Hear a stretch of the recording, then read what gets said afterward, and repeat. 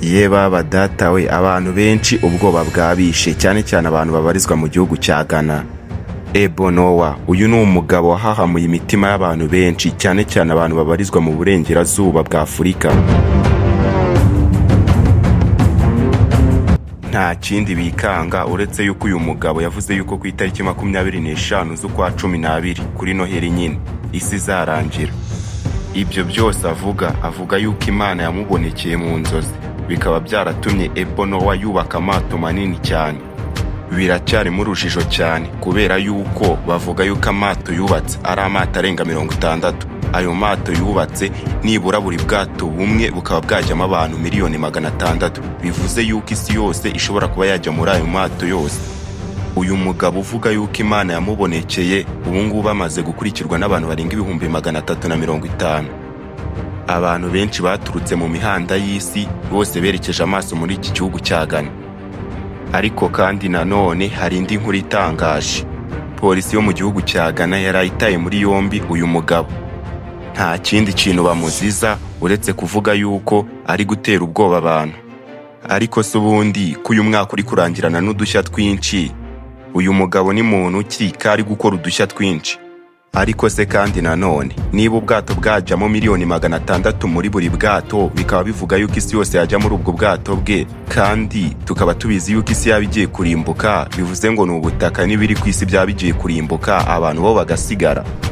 Ibyo byose nibyo wibaza nanjye nkibaza. Uhawe ikaze kuri Dive Korante Official, ahavugirwa ukuri kumwe kunyura mu ziko ni gushya. Murisanga kuri uyu muyoboro mugari wa YouTube kandi cyo gukora murakizi. My name is Ebo Noah. Please, I have not asked anybody to sell his or her.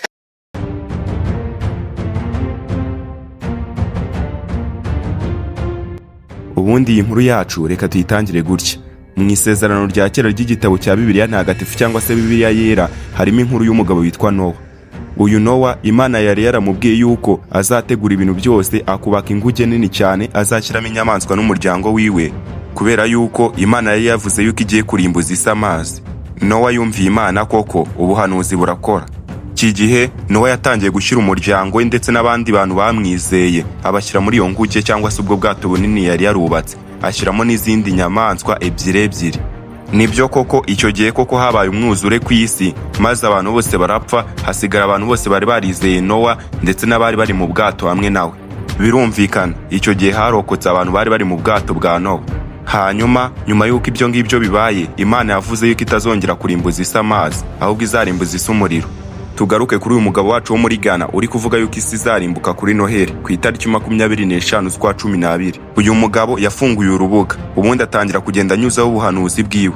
Aha yatangiye kugenda avuga yuko ari gusaba abantu batuye muri South Africa, Nigeria, Burkina Faso ndetse n'ibindi bihugu byo muri Afurika ndetse n'i Burayi ko bamuyoboka. Aho yakomezaga avuga ati ntabwo yigeze asaba ko buri muntu yagurisha ubutaka bwiwe cyangwa agatakaza ibintu bye. Ngo nta nubwo yigeze avuga yuko umuntu yatakaza ikiwe. Gusa icyo bagomba kumenya cy'ukuri nuko ku itariki 25 z'ukwa 12 hagomba kubaho umwuzure. Ibi byahamuye imitima ya benshi, maze batangira kuva mu mpande za Afurika ubundi berekeza muri iki gihugu cya Ghana. Ese ubundi umugabo kugira ngo atangire kubaka izi nguge ze byatangiye gute? Kugira ngo atangire kubaka ubu bwato bunini, yashatse ikibanza azakoreramo ubu bwato. Bivuga yuko byamugoye cyane. Nyuma yuko abonye icyo kibanza, yaje gutangira kubaka ubu bwato. Amakuru ahishura yuko ubwato bumwe na bumwe bwari bwaramaze kuzura. Ubibonye ku mashusho rwose ni ubwato bwubatse mu buryo bw'ibiti, aho yakoresheje ibiti by'amoko anyuranye birenga 100. Uko yakomezaga gukora imirimo ye, ni nako abantu b'abayoboke biwe bakomezaga kumuyoboka. Abizera bavugaga yuko bagiye kujya hafi y'aho uwo mugabo yakoreye izo nguge ziwe, kugira ngo ibyo ngibyo yavuze n'ibizahishura bizari impamo, bazahite binjira muri ubwo bwato. Ariko nanone ku rundi ruhande hari abatizera ubuhanuzi, batangiye guseka, bavuga yuko ibyo ari gukora ari ugukorera ubusa. Nawe sinzi uko ubibona, gusa ikiriho ni uko uyu mugabo tayari yamaze gutabwa muri yombi na polisi y'igihugu cya Ghana. Nta kindi iri kumuziza, iterabwoba, guhahamura abantu ndetse n'ibindi byaha bigendanye n'ibyo ngibyo yari arimo gukora. Ariko kandi nawe hari uburyo urimo urabibona. kubera yuko uyu mwaka warangiranye n'udutendo tudasanzwe, amavideo y'urukozasoni ku mbuga nkoranyambaga, isesereza n'iharabika ridasiba guca umunsi ku munsi ku mbuga nkoranyambaga, intambara z'urudaca zidasiba guhitana umunsi ku munsi inzirakarengane, ubujura, ubwambuzi, ubusambo ndetse n'ibindi bitandukanye. Ibyo byaha byose rero Ebono we yavuze yuko ku itariki 25 z'ukwa 12 birumvikana ni kuri Noheli y'uyu mwaka wa 2025 isi izarimbuzwa amazi. Ariko muri Bibiliya handitsemo yuko Imana yarahiye yuko itazongera kurimbuza isi amazi.